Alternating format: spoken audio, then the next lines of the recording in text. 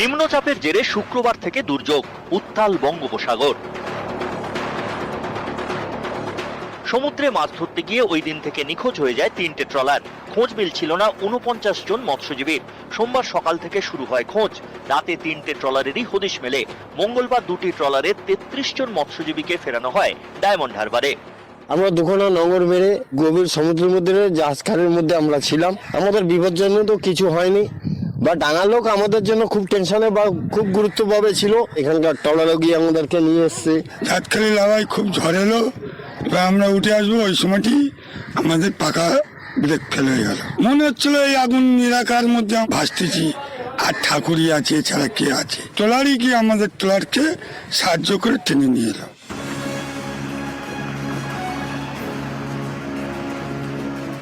আরেকটি ট্রলার 16 জন মৎস্যজীবীকে নিয়ে ভেসে যায় বাংলাদেশ সীমান্তে। তাদের উদ্ধার করে বিএসএফ। তাদের রাখা হয়েছে সুন্দরবনের জঙ্গলে, গোসাবায় বন দপ্তরের ক্যাম্প অফিসে।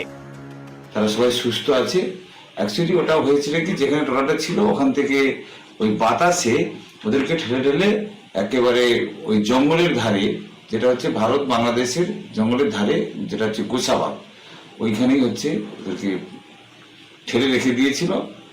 তো বিএসএফ এবং তাদের চোখে পড়তে তারা সেফ জোনে ওখানে রেখে দিয়েছে। জঙ্গলের মধ্যে যারা রাস্তা চেনে সেই সব মাঝিদেরকে আমরা চিহ্নিত করে তাদেরকে পাঠানোর ব্যবস্থা করছি। একদিকে দক্ষিণ 24 পরগনার ডায়মন্ড হারবারের সুলতানপুর, আরেকদিকে কাকদ্বীপের নামখানা। গত মঙ্গলবার এই দুই ঘাট থেকে রওনা দেয় একের পর এক ট্রলার। লক্ষ্য ছিল ইলিশ মাছ ধরা। এরই মধ্যে শুক্রবার থেকে আবহাওয়া বদল।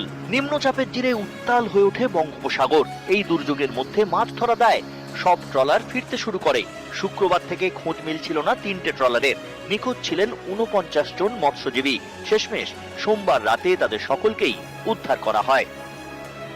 ডায়মন্ড হারবার থেকে আনিসুদ্দিন মোল্লা এবং কাকদ্বীপ থেকে বিশ্বজিৎ হালদার, নিউজ 18 বাংলা।